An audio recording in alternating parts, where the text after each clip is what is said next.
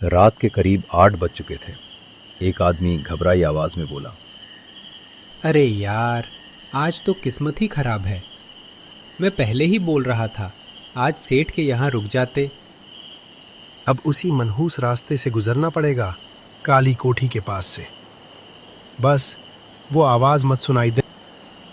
पहला कांपते हुए बोला। कहते हैं जिसने भी उसे अनसुना किया उसका परिवार सुरक्षित नहीं रहता। दोनों तेज कदमों से आगे बढ़े। जैसे ही काली कोठी सामने दिखी, बिना पीछे देखे दोनों दौड़ पड़े। कुछ दूर जाकर रुके। दोनों ने राहत की सांस ली। बाल बाल बचे। उधर शहर के एक छोटे से कमरे में पीली रोशनी में बैठा था अमन शुक्ला, उम्र करीब 31 साल। टेबल पर सरकारी नियुक्ति पत्र रखा था। उसकी पत्नी सावित्री चिंता में बोली, इतनी दूर का गांव, ना अस्पताल ना सड़क, वहां कैसे रहोगे? अमन मुस्कुराया। सरकारी नौकरी है, पोस्टिंग जहां मिले जाना ही पड़ता है। लोग कहते हैं रुद्रपुरा के पास कोई डरावनी कोठी है। सावित्री ने धीमी आवाज में कहा। अफवाहें हैं।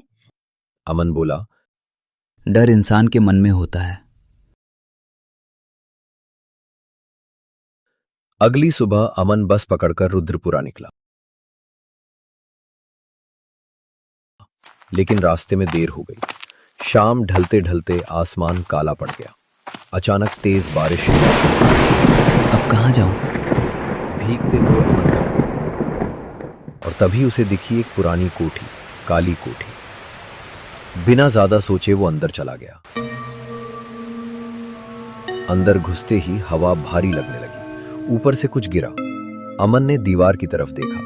मिट्टी पर छोटे हाथों के निशान थे, जैसे कोई बाहर निकलने की कोशिश कर रहा हो। तभी एक धीमी आवाज आई, मुझे आजाद कर दो, मुझे आजाद कर दो, मुझे आजाद कर दो।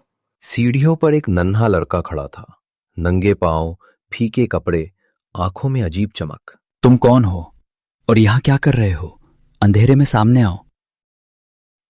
अमन की आवाज कांप रही थी। लड़का बोला, सब मुझे यही छोड़ जाते हैं। अचानक वो परछाई हवा में घुल गई। बारिश रुक चुकी थी। डर के मारे अमन वहां से भाग निकला।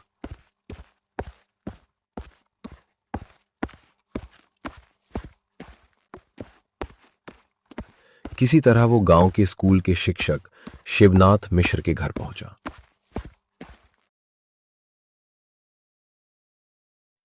सब सुनकर शिवनाथ गंभीर हो गए। तुम पहले इंसान हो जो अंदर गया और जिंदा लौटा। उन्होंने काली कोठी की सच्चाई बताया। बरसों पहले इस कोठी में जमींदार भवानी सिंह रहता था, क्रूर और निर्दयी। उसी के यहां काम करता था एक गरीब बच्चा मोहन। एक दिन गलती से एक पुरानी धरोहर टूट गई। गुस्से में मोहन को मारा गया और उसे कोठी के तहखाने में दफना दिया गया। मरते वक्त मोहन की आत्मा वहीं बंध गई। अच्छा तो ये बात है, लेकिन मुझे कुछ ठीक नहीं लग रहा है। देखो, मैं तो जिंदा बचकर वापस आ गया। वापस आते वक्त वो बच्चा बोल रहा था, मुझे आजाद कर दो, मुझे आजाद कर दो। मुझे नहीं लगता वो किसी को नुकसान पहुंचाता होगा। बात तो तुम्हारी सही है। आज तक किसी को नुकसान नहीं पहुंचाया। बस सब वहां जाने से डरते हैं, और जो वहां जाता है डर कर भाग जाते हैं।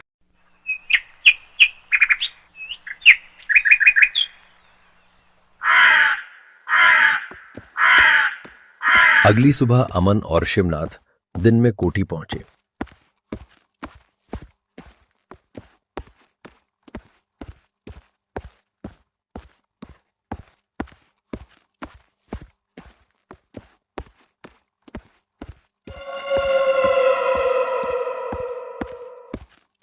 इस बार मोहन साफ दिखाई दिया। आंखों में डर नहीं, दर्द था। वो बोला, मुझे बस मेरे माँ बाप के पास जाना है। तहखाने में मोहन के अवशेष मिले। दोनों ने विधि विधान से उसका अंतिम संस्कार कराया। शाम होते ही कोठी से एक उजली रोशनी आकाश की ओर उठी। गांव वालों की आंखें नम थीं। काली कोठी अब शांत थी। मोहन की आत्मा को मुक्ति मिले 3 महीने बीत चुके थे। रुद्रपुरा गांव में अब सब कुछ बदल चुका था। लोग कहते थे काली कोठी अब डरावनी नहीं रही। लेकिन रात के सन्नाटे में आज भी कोई जलती हुई रोशनी दिख जाती थी। अमन शुक्ला अब गांव के स्कूल में पढ़ाने लगा था। सब कुछ सामान्य लग रहा था, लेकिन अमन के दिल में एक अजीब बेचैनी थी। उसे अक्सर सपना आता, मोहन नहीं बल्कि कोई और, एक लंबी परछाई जिसका चेहरा दिखाई नहीं देता था। एक सुबह गांव में हड़कंप मच गया। काली कोठी के पास रहने वाला बनवारी काका अपने बिस्तर पर बेहोशी की हालत में मिले। डॉक्टर बोले, डर की वजह से दिल ने काम करना बंद कर दिया। आप लोग फिक्र ना करें, अभी ये ठीक है। गांव वालों के चेहरे पीले पड़ गए। मोहन तो मुक्त हो गया था, फिर ये क्या है? सबकी नजरें एक बार फिर काली कोठी की ओर उठीं। अमन को कुछ सही नहीं लग रहा था। अमन ने शिवनाथ मिश्र से कहा, अगर मोहन की आत्मा को शांति मिल चुकी है तो फिर डर क्यों बाकी है?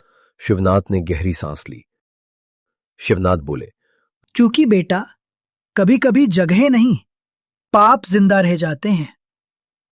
जमींदार भवानी सिंह के मरने से पहले काली कोठी में तंत्र मंत्र और काले अनुष्ठान होते थे। मोहन अकेली आत्मा नहीं था।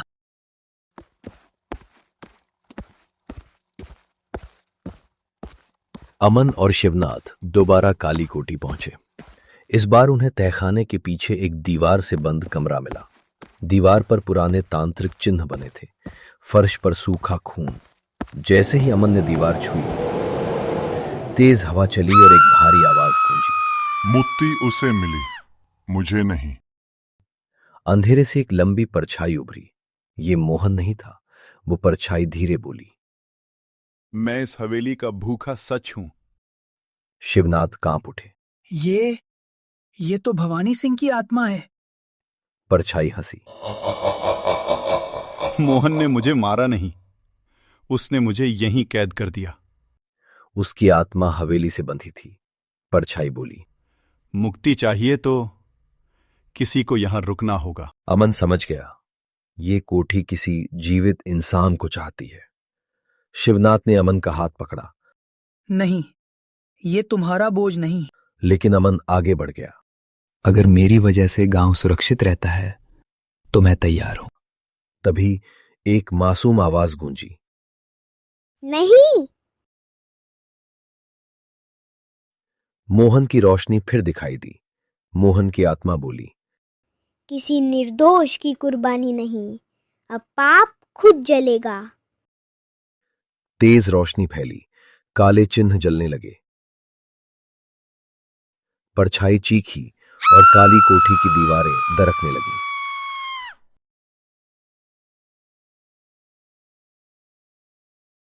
कुछ ही पलों में हवेली जमीन में समा गई।